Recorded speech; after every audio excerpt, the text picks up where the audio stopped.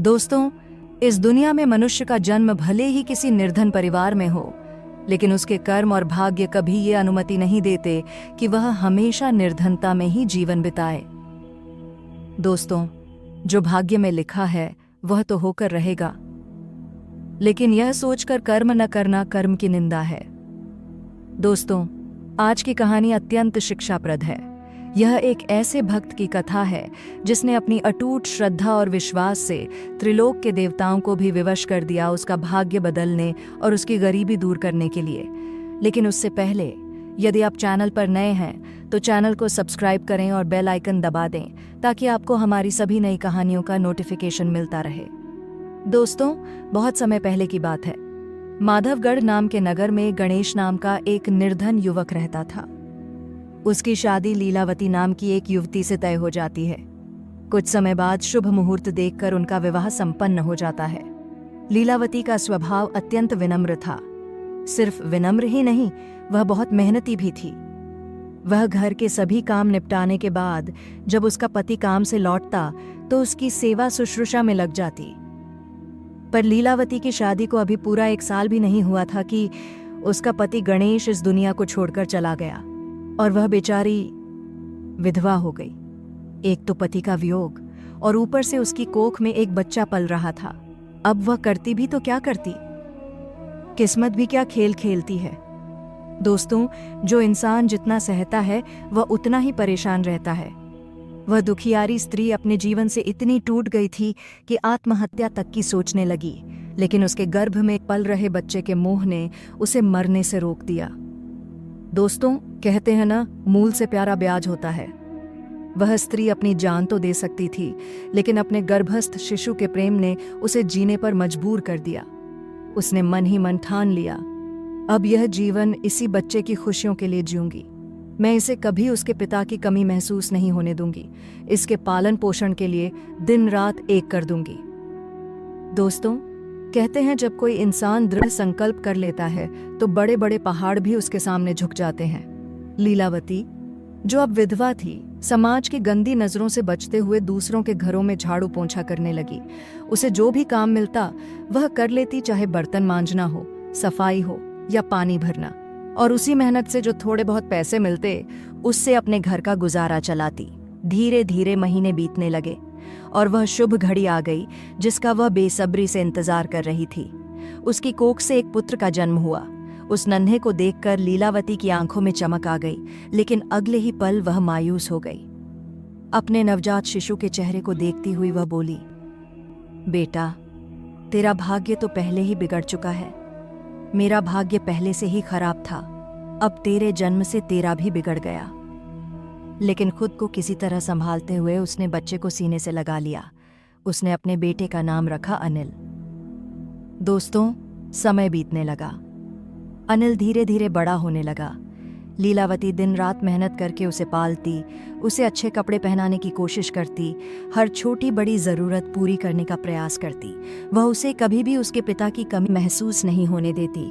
लेकिन दोस्तों, पिता के प्यार में एक अलग ही भावनात्मक गहराई होती है, जिसे माँ चाहे जितना भरने की कोशिश करे, बच्चा कहीं ना कहीं उसे महसूस करता ही है। उसी तरह पिता भी कभी माँ के प्रेम की बराबरी नहीं कर सकता। गरीबी ने उन माँ बेटे को एक एक निवाले का मोहताज बना दिया। इसलिए अनिल ने अपनी पढ़ाई के साथ साथ एक सेठ की दुकान पर काम करना शुरू कर दिया ताकि 2 वक्त की रोटी का इंतजाम हो सके। अनिल बड़ा ही मेहनती लड़का था। वह अपनी माँ का बहुत ख्याल रखता था, लेकिन जब वह सेठ के बच्चों के साथ खेलता तो उसकी गरीबी उसे भीतर से खलती थी। धीरे धीरे यह बात उसके मन में घर कर गई, मैं ही क्यों इतना गरीब हूँ? मेरे पास वे सुख सुविधाएं क्यों नहीं हैं जो मेरे मित्रों के पास हैं? कई दिनों तक वह यही सोचता रहा। एक दिन उसी उलझन में डूबा हुआ वह अपनी माँ के पास आता है और कहता है, माँ, गांव में मेरी कई लड़कों से मित्रता है। अनिल अपनी माँ से कहता है, माँ, मैं देखता हूँ कि नगर में कितने ही लोग अमीर हैं। उनके घरों में धन की कोई कमी नहीं, हर सुख सुविधा उनके पास है। लेकिन माँ, हमारे पास ऐसा क्यों नहीं है? हम इतने गरीब क्यों हैं? हमें 2 वक्त की रोटी भी ठीक से नहीं मिलती। ईश्वर ने हमें इतना निर्धन क्यों बनाया है? आखिर इस गरीबी की वजह क्या है? बेटे की बात सुनकर लीलावती की आंखें नम हो गईं। धीरे धीरे उसने कहा, बेटा, अमीरी और गरीबी ये सब भाग्य से मिलते हैं। ईश्वर ने जिसे जैसा बना दिया वो वैसा ही रहता है। हमारे भाग्य में गरीबी लिखी थी तो हम चाहकर भी उसे मिटा नहीं सकते। मैंने तो अपना पूरा जीवन इसी अभाव में बिताया है। तेरे पिता तेरी शादी के कुछ ही महीने बाद इस दुनिया को छोड़कर चले गए। मैंने अकेले तुझे पाला है, तुझे हर संभव खुशी देने की कोशिश की है। फिर भी न जाने तुझे किस बात का दुख साल रहा है। बेटा तू बता, तुझे क्या चाहिए? किस चीज की कमी तुझे सबसे ज्यादा खलती है? अनिल की आंखों में आंसू थे। उसने माँ की ओर देखा और पूछा, माँ बस एक बात बताओ, ये भाग्य लिखता कौन है? किसने हमारे भाग्य में गरीबी लिख दी? हम 2 वक्त की रोटी को तरसते हैं और वहीं दूसरी ओर कुछ लोगों के पास इतना धन है कि वो उड़ेलते रहते हैं। आखिर हमने ऐसा क्या किया जो हमें ये जीवन मिला?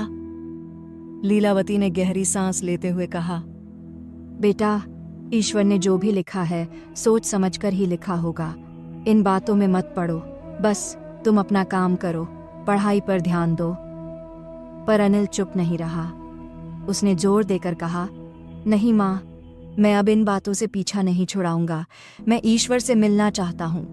मैं उनसे खुद पूछूंगा क्यों उन्होंने हमें इतना गरीब बनाया, क्यों मेरे पिता को हमसे छीन लिया, क्यों मेरी माँ को इतने दुख दिए। लीलावती कुछ पल चुप रही, फिर धीरे से बोली, भगवान तो जंगल में रहते हैं बेटा, क्या तू जंगल में जा सकेगा? अगर हिम्मत है तो जा, ढूंढ उन्हें और पूछ ले अपने सवालों के जवाब। दोस्तों, अनिल बहुत जिद्दी था। अगले ही दिन स्कूल से लौटकर वह काम पर गया और शाम ढलते ही जंगल की ओर निकल पड़ा। मन ही मन उसने ठान लिया, जब तक ईश्वर से मिलकर अपने सवालों के जवाब नहीं ले लेता तब तक घर नहीं लौटूंगा, चैन से नहीं बैठूंगा, मैं ईश्वर से मिलकर ही रहूंगा। वह जंगल की पगडंडियों पर ईश्वर की खोज में भटकता रहा। संध्या कब रात में बदल गई उसे पता ही नहीं चला, पर ईश्वर कहीं नहीं दिखे। थक हार कर वह बुदबुदाते हुए घर लौटने लगा। कोई बात नहीं प्रभु, कल फिर आऊंगा, कल तो आपको मिलना ही पड़ेगा। अगले दिन अनिल स्कूल नहीं गया, काम पर गया और दोपहर होते ही फिर जंगल की ओर निकल पड़ा। इस बार उसे बहुत तेज भूख लगी, फिर भी उसने हार नहीं मानी। जंगल में भटकते भटकते वह रोने लगा, हे ईश्वर, कहाँ हो आप? मुझे आपसे कुछ पूछना है। क्यों मेरी माँ विधवा हुई? क्यों मेरे भाग्य में दुख ही दुख है? कहाँ हैं आप? क्यों नहीं आते मेरे सामने? उसी समय भगवान विष्णु और माता लक्ष्मी उस जंगल में भ्रमण कर रहे थे। माता लक्ष्मी ने जब अनिल की रोती हुई आवाज सुनी तो वे व्याकुल हो उठीं। प्रभु, कोई बालक आपको पुकार रहा है, वह रो रहा है, हमें उसके पास चलना चाहिए। भगवान विष्णु ने गंभीर स्वर में उत्तर दिया, हे देवी, वह एक विधवा का पुत्र है, उसके भाग्य में बहुत दुख लिखे हैं, वही उत्तर जानने के लिए वह मुझे पुकार रहा है। माता लक्ष्मी व्यथित हो उठीं। प्रभु, क्या हम उसकी सहायता नहीं करेंगे? वह आपकी शरण में आया है, वह तो आपका सच्चा भक्त है। भगवान विष्णु ने शांत भाव से कहा, हे देवी, ब्रह्मा ने उसके भाग्य में कुछ लिखा ही नहीं है, केवल दुख, केवल गरीबी। वह जो झेल रहा है वह पूर्व जन्मों के संस्कार और वर्तमान काल की नियति है। मैं उसके भाग्य को नहीं बदल सकता। माता लक्ष्मी ने दृढ़ स्वर में कहा, प्रभु, भाग्य चाहे जैसा हो, करुणा तो हमारे हाथ में है। चलिए, मैं उसकी कुछ सहायता अवश्य करना चाहती हूँ। भगवान विष्णु ने सहमति में सिर हिलाया। यदि आपको ऐसा लगता है देवी, तो चलिए, हम ब्राह्मण और ब्राह्मणी का वेश धरकर उसके पास चलते हैं। कुछ देर बाद अनिल के सामने एक वृद्ध दंपत्ति आ खड़े हुए। वे बोले, बेटा, कौन हो तुम? जंगल में यूं रोते क्यों फिर रहे हो? किसे ढूंढ रहे हो? अनिल ने हौले से कहा, बाबा, मैं ईश्वर को ढूंढ रहा हूं। उनसे पूछना है उन्होंने हमें इतना दुख क्यों दिया, उन्होंने मेरी माँ को विधवा क्यों बनाया, हमें 2 वक्त की रोटी तक क्यों नहीं दी। आखिर हमने ऐसा क्या अपराध किया जिसके लिए यह जीवन मिला? उसकी बात सुनकर ब्राह्मणी के वेश में माता लक्ष्मी बोली, बेटा, ये सब तो भाग्य का खेल है। हर आत्मा अपने पूर्व जन्म के कर्मों का फल भोगती है। जो जैसा बोता है वैसा ही काटता है। अनिल का चेहरा तमतमा उठा। उसकी आंखों में आंसू थे, लेकिन भीतर आग भी थी। नहीं माता, मैं इन बातों से संतुष्ट नहीं हूँ। मैं स्वयं ईश्वर से मिलूंगा और पूछूंगा आखिर मैंने कौन से ऐसे पाप किए हैं जिनकी यह सजा आज मुझे मिल रही है। तब ब्राह्मण रूप में भगवान विष्णु ने कहा, बेटा, तुम अभी ईश्वर से नहीं मिल सकते। उन्हें कई कार्य करने होते हैं। वे अपने भक्तों के पास समय समय पर आते हैं, किंतु मैं तुम्हें एक सोने का हार देता हूँ। इसे बेचकर तुम अपनी गरीबी को दूर कर सकते हो। यह हार तुम्हारे भाग्य को बदल देगा। अनिल की आंखों में चमक आ गई। यह तो बहुत सुंदर हार है बाबा, इससे तो हमारी दुनिया ही बदल जाएगी। माँ कितनी खुश होगी। वह ब्राह्मण और ब्राह्मणी को प्रणाम करके वह हार लेकर घर की ओर चल पड़ा। रास्ते में मन ही मन कल्पनाओं में डूबा रहा। माँ कितनी खुश हो जाएगी। अब हम भी अच्छे वस्त्र पहनेंगे, अच्छा भोजन करेंगे, कुछ पैसों से छोटा मोटा व्यापार भी शुरू कर देंगे। अब तो हमारे अच्छे दिन आ ही जाएंगे। लेकिन अचानक उसे शौच की तीव्र इच्छा हुई। पास ही एक पत्थर देखकर उसने हार वहीं रखा और जंगल में भीतर चला गया। तभी एक चील वहां आई। वह हार को किसी चमकती खाने की वस्तु समझकर चोंच में दबाकर उड़ गई। जब अनिल लौटा और हार को नदारद पाया तो उसकी आंखें भर आईं। हे प्रभु, ये क्या हुआ? जैसे तैसे मेरी किस्मत बदलने वाली थी, लेकिन वो भी अब टूट गई। एक बार फिर मैं गरीब का गरीब रह गया। वह हार के पीछे कुछ दूर तक दौड़ा, पर क्या करता? चील तो आकाश में उड़ गई थी। वह टूटे हुए दिल के साथ घर लौटा और माँ से बोला, माँ, मेरी किस्मत बदलते बदलते रह गई। एक चील वह हार ले गई। अब सब कुछ पहले जैसा ही रह जाएगा। माँ ने सांत्वना दी, बेटा, जो भाग्य में लिखा है उसे कोई नहीं बदल सकता। तुम व्यर्थ ही दुखी हो रहे हो। लेकिन अनिल जिद पर अड़ा था। नहीं माँ, मैं फिर जाऊंगा। मैं भगवान से मिलकर ही रहूंगा। उनसे पूछूंगा कि उन्होंने हमारे भाग्य में इतनी गरीबी क्यों लिखी। इस बार मैं हार नहीं मानूंगा। अगली सुबह अनिल फिर स्कूल नहीं गया। काम निपटाकर जंगल की ओर चल पड़ा। वह फिर उसी स्थान पर पहुंचा जहां उसे कल भगवान ब्राह्मण रूप में मिले थे। जैसे ही उसने पुकारा, हे प्रभु, आप कहाँ हैं? मुझे आपसे बात करनी है। तो ब्राह्मण और ब्राह्मणी के वेश में भगवान विष्णु और माता लक्ष्मी फिर प्रकट हुए। विष्णु जी बोले, बेटा अनिल, अब तुम्हें क्या परेशानी है? कल हमने तो तुम्हें सोने का हार दिया था, वह तुम्हारे लिए पर्याप्त नहीं था। अनिल ने मायूस होकर पूरी बात बताई। हे ब्राह्मण बाबा, हार तो आपने दिया, पर वह रास्ते में एक चील उठा ले गई। अब हम फिर वहीं पहुंच गए जहां थे। हमारी गरीबी वैसी की वैसी है। कृपया कुछ ऐसा कर दीजिए जिससे हमारा भाग्य बदल जाए। विष्णु जी ने गंभीर स्वर में कहा, बेटा, मैं तुम्हारा भाग्य नहीं बदल सकता। अगर तुम्हें अपने भाग्य को बदलवाना है तो तुम्हें ब्रह्मा जी के पास जाना होगा। वही सृष्टि के रचयिता हैं, वही भाग्य के लेखक हैं। अनिल ने उत्सुकता से पूछा, प्रभु, कृपया मुझे बताइए कि ब्रह्मा जी कहाँ मिलेंगे? विष्णु जी ने एक दिशा दिखाते हुए कहा, उस पर्वत की चोटी पर ब्रह्मलोक है। वहीं ब्रह्मा जी ध्यान में लीन रहते हैं। तुम्हें वहां जाना होगा। अनिल बिना देर किए उस दिशा में निकल पड़ा। कई दिनों की कठिन यात्रा के बाद वह ब्रह्मलोक पहुंचा। वहां ब्रह्मा जी कमलासन पर ध्यानमग्न बैठे थे। अनिल ने प्रणाम करते हुए कहा, प्रभु, मैं अनिल हूं। आपसे विनती है कि बताइए, आपने मेरे भाग्य में इतनी गरीबी क्यों लिखी? मेरी माँ एक विधवा है। हमारे पास कुछ भी नहीं है। नगर में लोग धन दौलत में खेलते हैं और हम 2 वक्त की रोटी को भी तरसते हैं। क्या ये न्याय है? ब्रह्मा जी ने आंखें खोलीं और गंभीरता से कहा, बेटा, तुम्हारे भाग्य में कुछ लिखा ही नहीं है। केवल दुहक और गरीबी ही तुम्हारे हिस्से में आई है। मैंने जैसा लिखा है वैसा ही तुम्हें भोगना पड़ेगा। इसे कोई नहीं बदल सकता, मैं स्वयं भी नहीं। अनिल के चेहरे पर अब आंसू नहीं, शून्यता थी। तब अनिल विनम्रता से कहता है, हे प्रभु, आप तो स्वयं भगवान हैं। कृपा करके मुझे कोई ऐसा उपाय बताइए जिससे मैं भी एक अच्छा जीवन जी सकूं। मैं भी अमीर बन सकूं। मेरा जीवन भी सुखद और सम्मानपूर्ण हो सके। यदि आप मेरे भाग्य को नहीं बदल सकते तो कृपया मेरे प्रश्नों के उत्तर ही दे दीजिए। ब्रह्मा जी गंभीर स्वर में कहते हैं, बेटा, तेरे भाग्य में जो लिखा है उसे हम भी नहीं बदल सकते, किंतु मैं तुझे एक विशेष अंगूठी दे रहा हूँ। यह रत्न जटित अंगूठी तेरी सारी गरीबी दूर कर सकती है। इसे बेचकर तुम अपने जीवन को समृद्ध और सुखी बना सकते हो। दोस्तों, ब्रह्मा जी एक चमचमाती रत्न जड़ित अंगूठी अनिल को देते हैं। अनिल उसे देखकर भाव विभोर हो जाता है और मन ही मन सोचता है, चलो अब इस अंगूठी से जो धन मिलेगा उससे कुछ तो हमारी गरीबी दूर होगी। शायद अब मेरा भाग्य बदल ही जाए। इन विचारों में खोया हुआ अनिल अंगूठी को सुरक्षित रखते हुए जंगल के रास्ते घर की ओर चल पड़ता है। चलते चलते वह कई सुनहरे सपनों में खो जाता है। समृद्ध जीवन, माँ की मुस्कान, लोगों का सम्मान। तभी रास्ते में उसे तेज प्यास लगती है।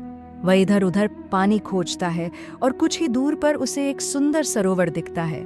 वह जैसे ही झुककर पानी पीने लगता है, उसकी जेब से वह अंगूठी निकलकर सीधे जल में गिर जाती है और एक मछली उसे निगल जाती है। क्षण भर में उसकी किस्मत फिर से बदल जाती है।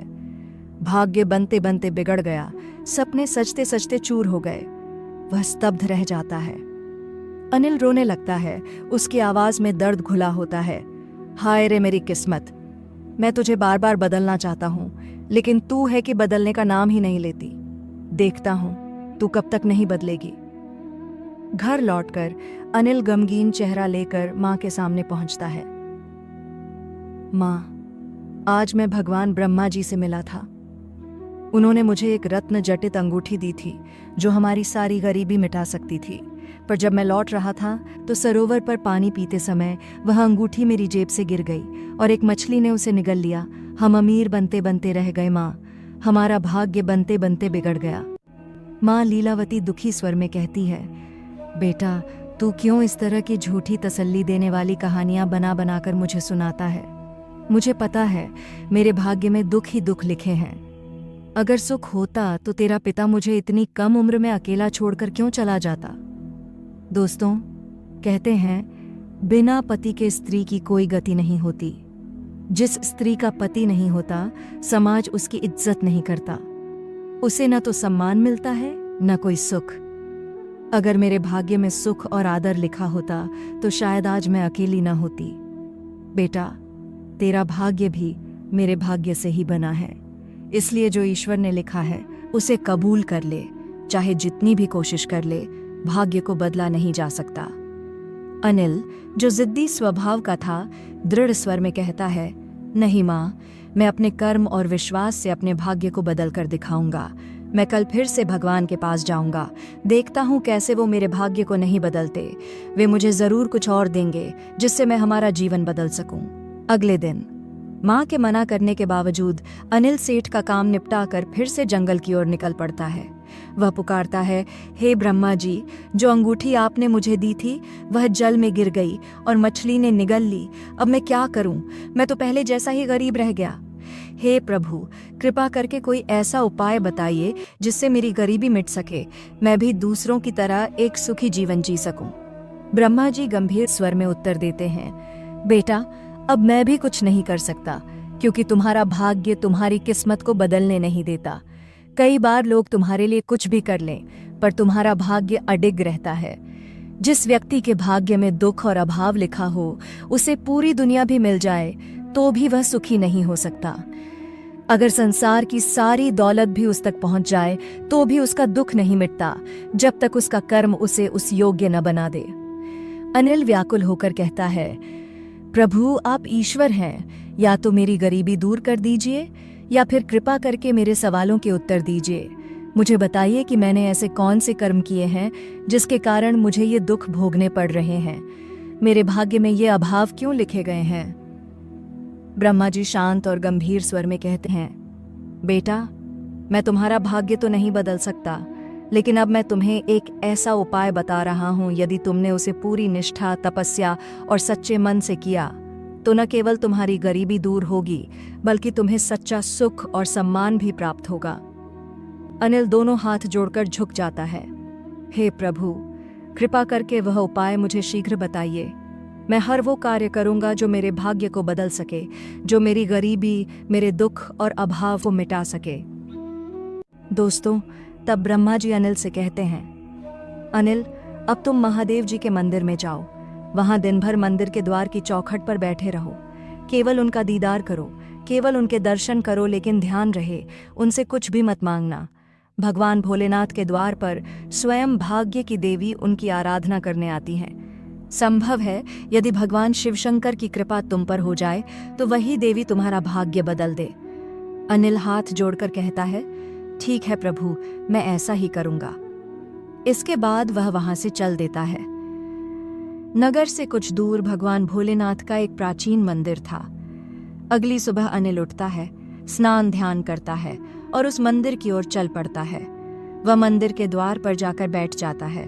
पूरे दिन भगवान भोलेनाथ की मूर्ति को निहारता रहता है, परंतु कुछ भी नहीं मांगता। दिन भर यूं ही बीत जाता है। संध्या होते ही वह अपने घर लौट आता है। उधर उसकी माँ पूछती है, बेटा तू कहाँ जाता है और इतनी देर से कहाँ से आता है? आखिर करता क्या है तू? अनिल मुस्कुराकर कहता है, माँ मैं अपना भाग्य बदल रहा हूँ। मैं तपस्या कर रहा हूँ। मैं वह हर एक काम करूँगा जिससे मेरा भाग्य बदल जाए। माँ कहती है, बेटा क्यों व्यर्थ की तपस्या कर रहे हो? तुम्हारा भाग्य कोई नहीं बदल सकता। अगर तेरे भाग्य में सुख होता तो तू किसी अमीर के घर जन्म लेता।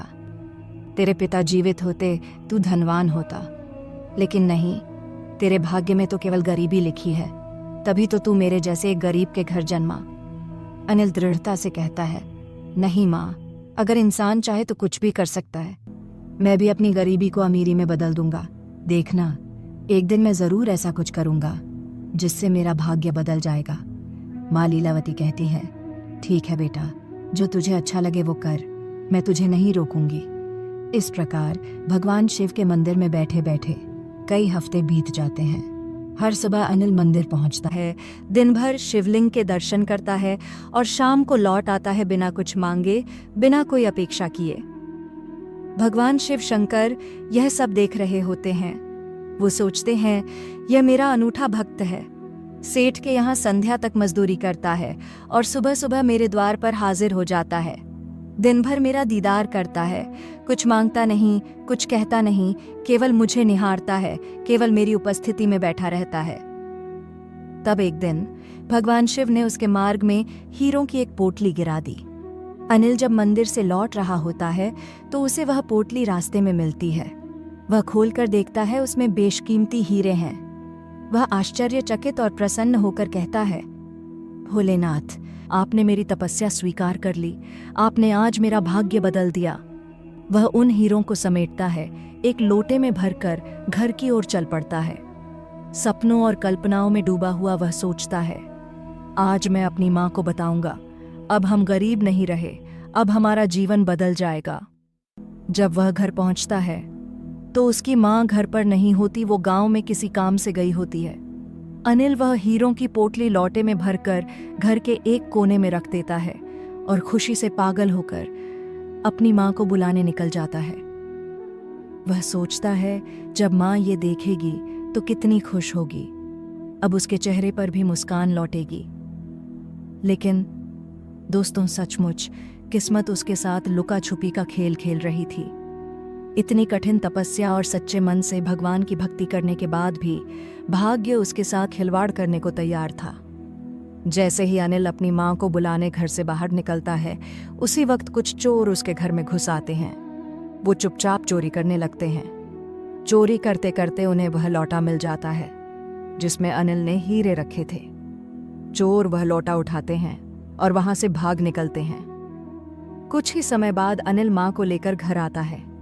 वह उत्साहित होकर कहता है, माँ देखो, आज मुझे हीरों से भरी पोटली मिली है, अब हमारा जीवन बदल जाएगा। माँ कहती है, बेटा मुझे तुझ पर भरोसा नहीं है, जब तक तू मुझे दिखाएगा नहीं मैं यकीन कैसे करूं। अनिल भागकर वह लौटा खोजने जाता है, पर वह लौटा अब वहां नहीं होता।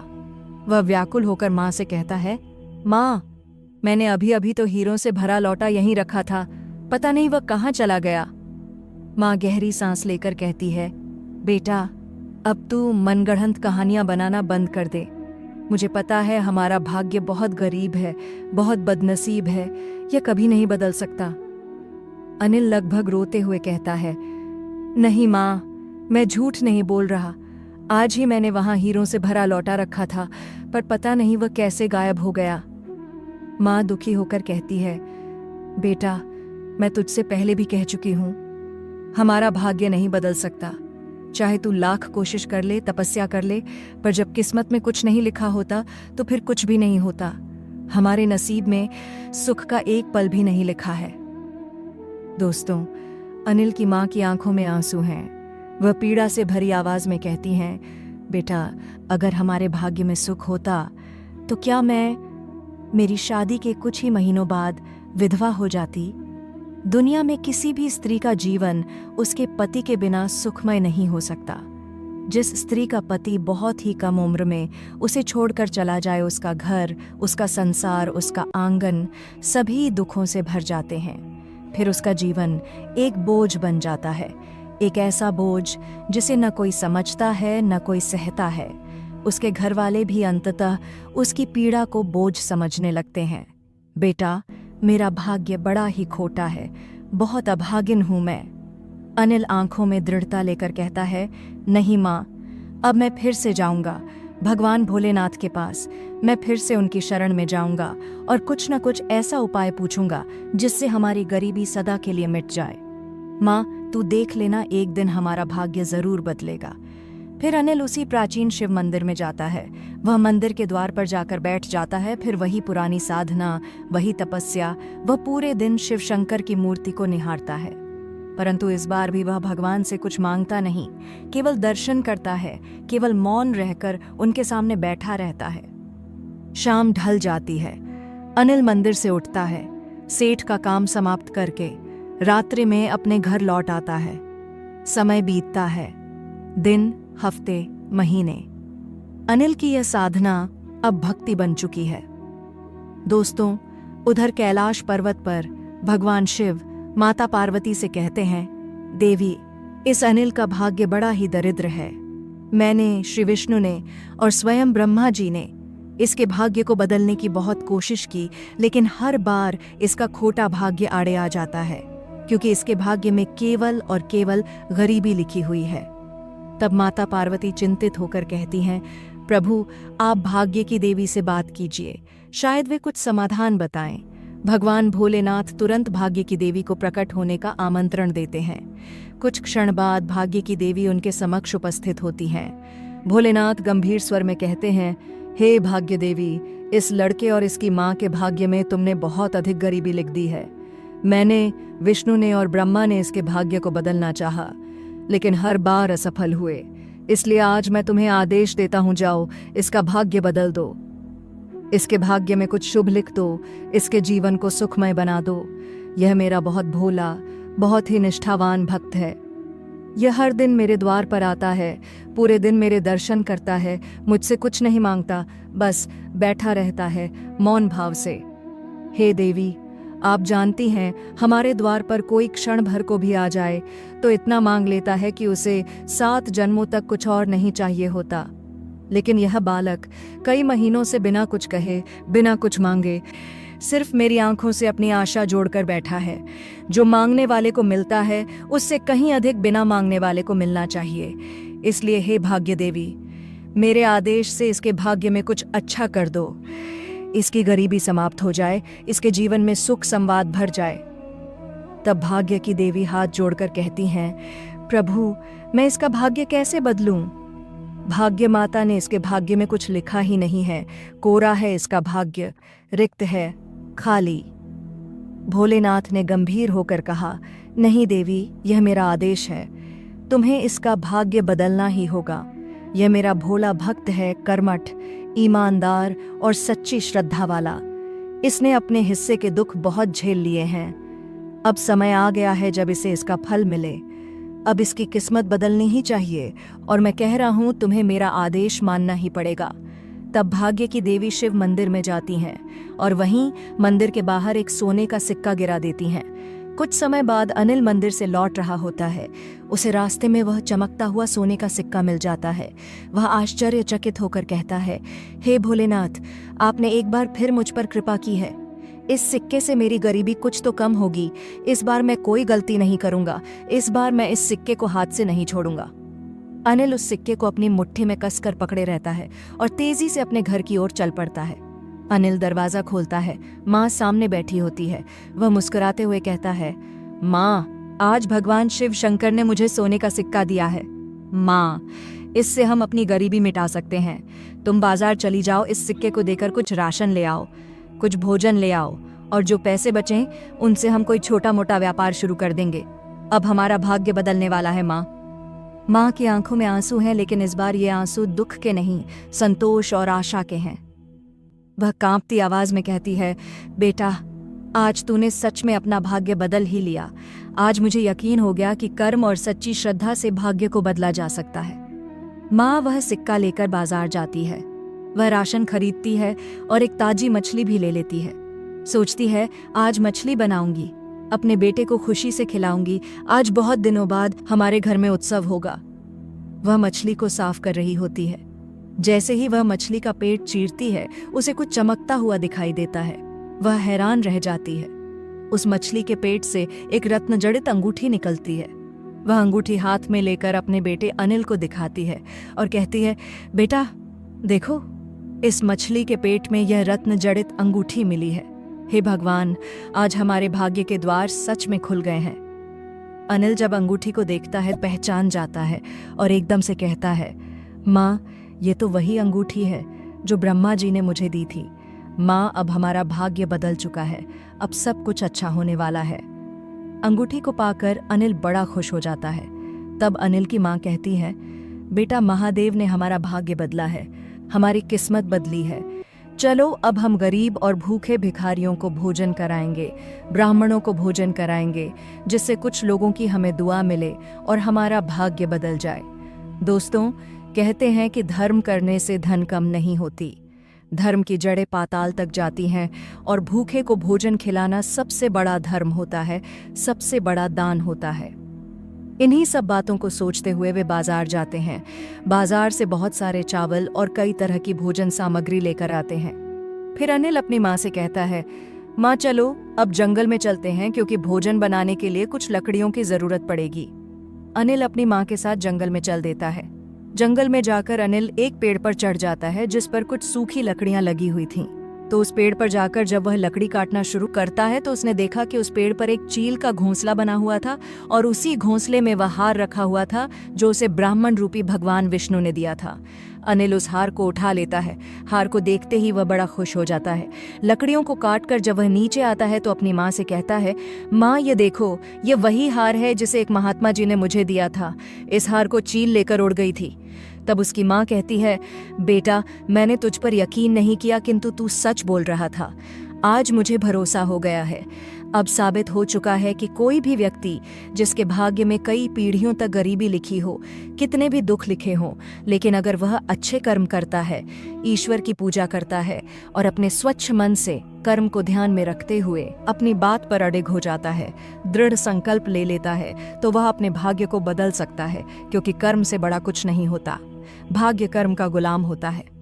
इस प्रकार अनिल और उसकी माँ अपने घर चले जाते हैं। घर जाकर वह भूखे भिखारियों को, ब्राह्मणों को, गरीब लोगों को भरपेट भोजन कराते हैं, उन्हें कपड़े दान करते हैं और कुछ धन भी दान करते हैं। दोस्तों, इस बार उनका जीवन बदल गया था। उनकी गरीबी अमीरी में बदल गई। वे कई तरह से दान पुण्य करने लगते हैं और इस तरह से वह विधवा स्त्री लीलावती और अनिल सुखमय होकर जीवन व्यतीत करने लगे। दोस्तों, अगर भाग्य को अपना साथी बनाना चाहते हो तो हमेशा अपने कर्मों में ईमानदारी और वफादारी की चादर ओढ़े रहना, लेकिन ध्यान रहे उसमें छल या झूठ की कालिख न लगने पाए। हमेशा खुद पर और अपने कर्मों में विश्वास रखें, क्योंकि कर्म प्रधान होता है। दोस्तों, आपने कई शास्त्रों में भी सुना होगा कि कर्म से बड़ा कुछ नहीं है। व्यक्ति जैसा कर्म करता है, उसका वैसा ही फल उसे मिलता है। प्यारे दोस्तों, अगर यह संदेश आपके दिल को छू गया है तो कृपया इस वीडियो को लाइक करें, अपने दोस्तों और परिवार के साथ शेयर करें और हमारे चैनल को सब्सक्राइब करना न भूलें। आपकी हर एक पसंद और शेयर हमें और भी प्रेरणादायक कहानियां लाने की ऊर्जा देता है। चलते चलते आप भी बोलिए, जय जय श्री राधे कृष्णा।